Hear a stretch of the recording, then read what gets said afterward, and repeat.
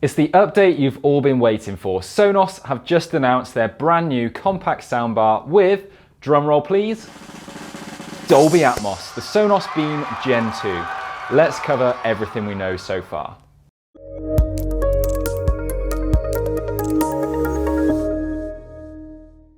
Hi guys, it's Jonathan from Smart Home Sounds, a Sonos specialist based here in the UK, and we've been selling Sonos products for the past 10 years. Like you, we've been eagerly awaiting the addition of Dolby Atmos in a more affordable and compact soundbar from Sonos, so we're very excited about this new announcement. There are also quite a few other upgrades on this new generation, including a new grille design, an upgraded processor, quicker setup process, and more, which we will cover too. Before we get into it, we will of course be doing a full in-depth review of the Beam Gen2 when we get our hands on one soon, so make sure you subscribe so you don't miss that. We'll be covering whether it's worth the upgrade from the Beam Gen1 model, how it compares with the Sonos Arc, and of course a full test of Dolby Atmos and sound performance, along with much more. We will also be sharing some Q&As as we get a chance to speak to Vice President of Product Programs at Sonos, Jeff Doderian, so it should be well worth a watch. But for now, let's share everything we know. So Sonos have just announced their latest product release, an updated second generation of their multi-award winning, industry-leading Sonos Beam soundbar, which does sadly mean that the original Sonos Beam will no longer be available to buy going forwards.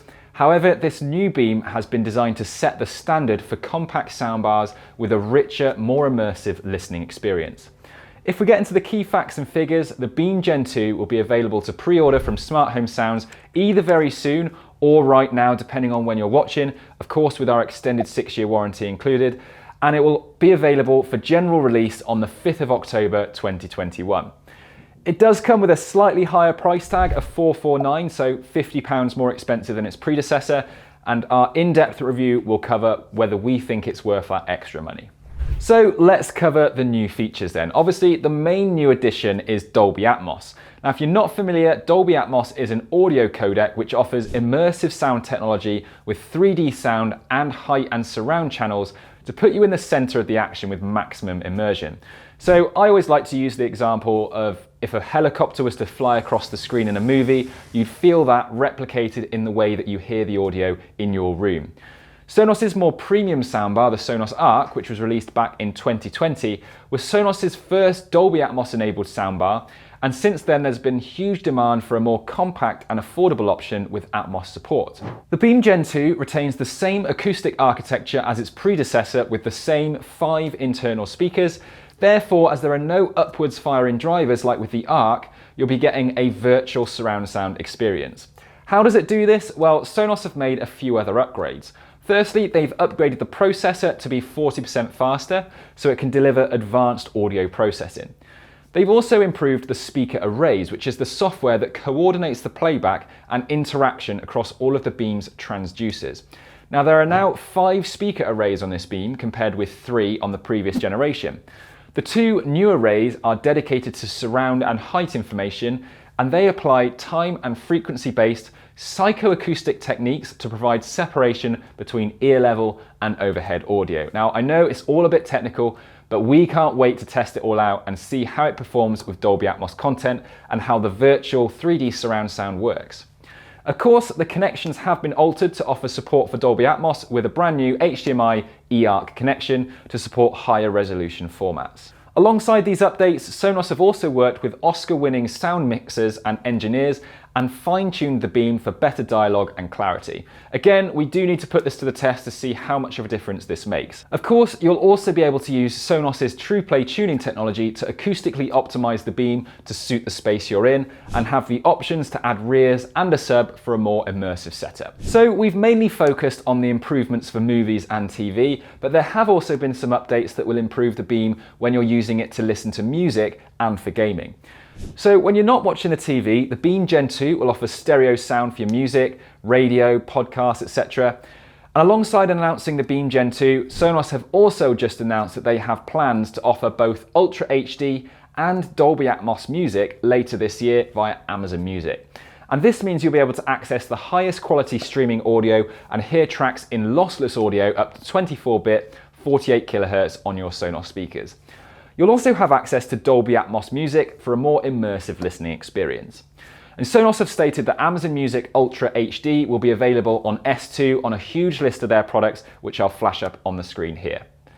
While Dolby Atmos music will only be supported by Arc and Beam Gen2, we'll keep you guys posted with any new updates on this. We're hoping that this update paves the way for support of spatial audio or Dolby Atmos music from Apple Music, fingers crossed. For those into gaming, the HDMI eARC connection also offers improvements in this area.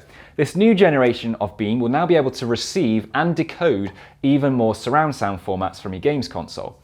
Dolby Atmos obviously, but also Dolby True HD, Dolby Digital Plus, and uncompressed LPCM. And I know a lot of you will benefit from that DTS, which they've said that support for DTS digital surround is on its way. The 40% faster chip also means that you'll be further immersed in your game with enhanced sound performance, and as the Beam is nice and compact, you should have space for the soundbar and your console by your TV. Finally, the Beam will use a dedicated 5 GHz Wi-Fi radio to connect to any surrounds or a subwoofer for a more reliable and low latency connection to reduce lag when gaming or watching movies. Okay, let's move on to the changes in design then. On the whole, the Beam Gen 2 retains the same design and dimensions as the original Beam, but there is one big change, and that is the grille. Sonos have actually moved away from the cloth grille found on the first generation and gone for a wraparound polycarbonate grille, much like the one found on the Sonos Arc. They've stated that this will be easier to keep clean and be less susceptible to wear over time. If you look closely, you'll see little perforations, which ensures the grille won't prevent the speaker from delivering a good sound performance. Other than that, it's the same compact size, same top panel touch controls, and it's still available in a choice of matte black and matte white. It's also worth noting that Sonos will now ship a white power cable with the white Beam Gen 2, something I know a lot of people have asked for. The final key update that Sonos have made to the Beam Gen 2 is the addition of NFC for a faster setup process. You should be able to get up and running even quicker with this technology, which will require you to tap your phone to the Beam when you're setting it up in the app. NFC will pass Wi-Fi credentials from your smartphone to the Beam to speed up the process. You've also only got 2 cables to plug in, so it should all be pretty simple and hassle-free. So at first look, how does this compare with the first generation Sonos Beam and the more premium Sonos Arc? Well, I definitely need to wait until I get one here for some in-depth testing, but there are some clear upgrades from its predecessor.